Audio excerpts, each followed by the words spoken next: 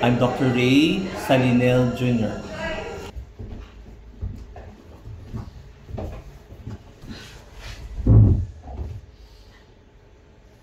Well, syempre, pag sabi mo kasing comatose, parang to make it simpler, tulog ang pasyente.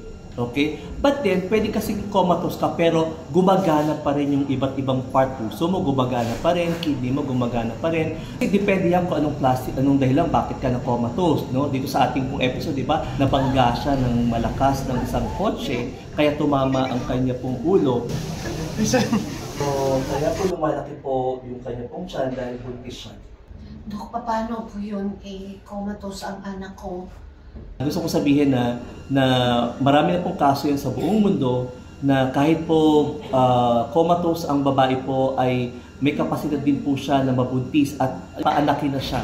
No, meron pong ganun talaga nangyayari po. Lalo na po kung ang pasyente po ay parang natutulog lang. Dito nga po, yung ating pong pasyente po ay nanganak, no, na through cesarean section or through C-section at nagkaroon sila ng baby.